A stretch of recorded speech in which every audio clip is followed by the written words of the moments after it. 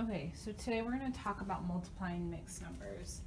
You should have this from your fraction packet in your notebook.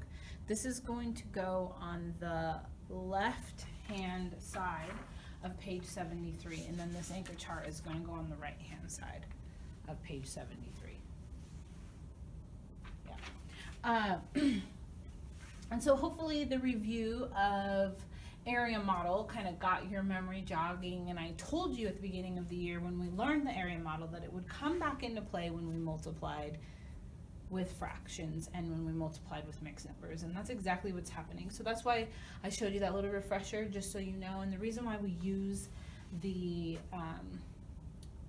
area model is because we don't want to forget any pieces, so that's why we use this one.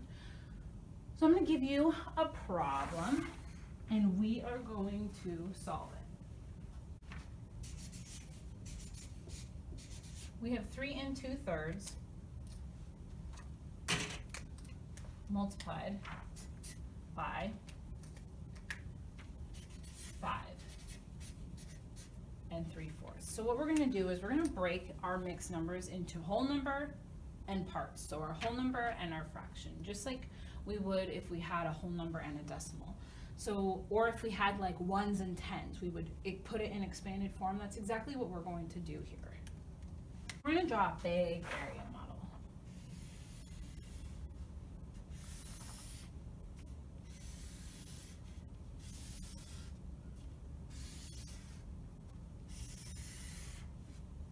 I'm going to put our X's in here because I know that we're multiplying, and then I don't have to keep opening and closing the marker. Now we're going to split our multiplicand and multiplier into expanded form.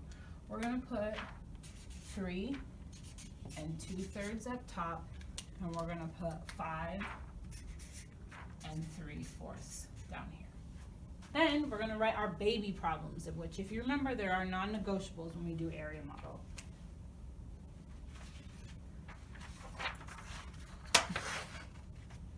And we're going to go 5 times 3. We're going to go 5 times 2/3. We're going to go 3 times 3/4. And 2/3 times 3/4. So we have each one of the pieces inside of the boxes. We have our whole numbers times our whole number. We have this whole number times this fraction. We have this whole number times this fraction, and then we have the fractions by the fractions. And now we're going to solve each one of these. And every single one of these boxes we have learned how to solve. We know how to multiply a whole number by a whole number, right? We know how to multiply a whole number by a fraction. We know how to multiply a fraction by a fraction. That's all multiplying mixed numbers is breaking it up, whole number, fraction, fraction, fraction. So now we're going to solve them. So now we're going to solve each one of these boxes, just like we would with the area model. And we're going to go 5 times 3 equals 15. Then we're going to go 5 times 2/3. Well, we observe this, and we know that 3 doesn't go into 5 evenly, so our answer is not going to be a whole number. But we're going to change this into a fraction. We're going to put a 1 underneath it, and we're going to go 5 times 2 is 10, and 3 times 1 is 3. Then we observe our answer, just like we do with every single problem. We stop and we observe. What do we observe? That's an improper fraction. So we're going to convert it into a mixed number. We have to think, how many times can 3 go into 10? 3, 6, 9, 12. 12 is too many, so it can go in 3 with how many left over? Well, what's 3 times 3? It's 9. What's 10 minus 9? 1 all over our denominator. We do the same thing over here. We recognize that 4 cannot go into 3 evenly, therefore this box's answer will not be a whole number. We turn this into a fraction, then we go 3 times 3 is 9, 1 times 4 is 4.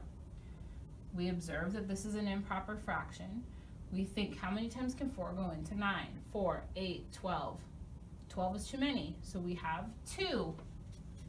Well, 2 times 4 is 8, and 9 minus 8 is 1. Then we come over here, and we know when we multiply fraction by fraction, we multiply straight across. So we're going to go 2 times 3 is 6, and 3 times 4 is 12.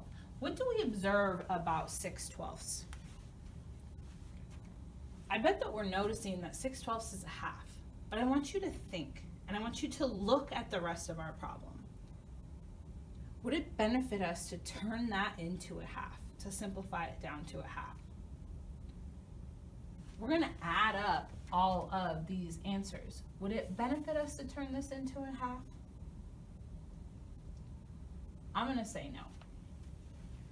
So we're going to leave it the way it is. And a hint, a clue, a tip for you is that whatever the denominator is in this box, your fraction by fraction box, is most likely going to be the denominator that we're going to use later. But let's see. So we pull out 15 plus 2 and 1/4 plus 3 and 1/3 plus 6/12. Well, can we add this problem up? So maybe we're observing that these don't have the same denominators. It's an addition problem. Add. And these do not have the same denominators. Therefore, we cannot add this problem the way that it is. So we're going to have to find the least common denominator, the LCD. And like I said before, there's a hint, there's a tip. Most of the time, this denominator here is going to be the least common denominator because 4 goes into 12 and 3 goes into 12. So most of the time, we're going to look to this one and we're going to go based off of our fraction by fraction. And in this case, it is 12. If we want to skip count, we definitely can. But I'm telling you the hint, so let's just do that. That means we're going to change our whole entire problem into 12s. Well, 15 doesn't have any, so we're going to drop down 15. We're going to go plus 2. We're going to change this to 12s. Plus 3 12s. And we didn't do anything to this one, so we're going to drop down 6 12s. So we're going to look and we're going to think, how do we get from 4 to 12? Well, we multiplied by what? 3. And our golden rule of fractions says whatever we do to the denominator, we have to do to the numerator. So 1 times 3 equals 3. Then we come over here and we go, how did we get from 3 to 12? Well, we multiplied by 4. And our golden rule of fractions says whatever we do to the denominator, we have to do to the numerator. So 1 times 4 equals 4. Now we observe this again because we've created equivalent fractions and we have to make sure that it still all works. Can we add this problem now the way that it is? We can because we're all in 12ths. So we are going to add the things that are alike, like our whole numbers. Our whole numbers are things we can add together easily. So I'm going to go 2 plus 3 is 5, plus 15 is 20. We know our denominator is going to be 12.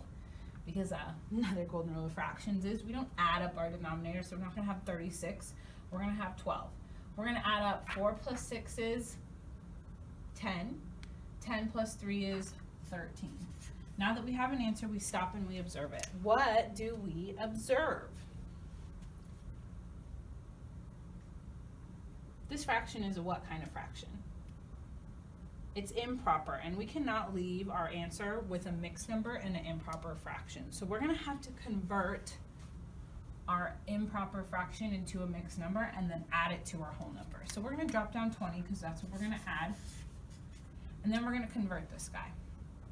How many times can 12 go into 13? Let's skip count by 12. We have 12, 24. Oops, that's too much. So we can go in one time. With how many left over? What's 13 minus 12? And now that I'm at this point, I can also stop and observe this so that I don't have to simplify it when I add it. What do I observe about 1 and 1/12? 1/12 is what kind of fraction? It's a unit fraction, which means it's in its simplest form. So when I add this to this, my answer is going to be in its simplest form. We have 20 plus 1 equals 21. We have nothing to add the fraction to, so it gets moved over. The most important part about multiplying mixed numbers is that we do not forget our whole number. Just like when we're converting, some of us will be like, oh yeah, I got 1 and 1/12. How did you get 1 and 1/12 if you multiply 3 times 5?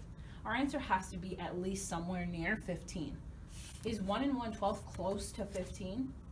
No. So we have to be very, very, very careful when we're converting. Just like when we're adding mixed numbers, we have to make sure that when we're converting our fraction into a mixed number to add to our whole number, we don't forget our whole number. Otherwise, our answer is completely wrong. So we're making sure that we're watching out for all of these things. All of the skills that we've learned so far with multiplying fractions apply to this one thing, which is multiplying mixed numbers.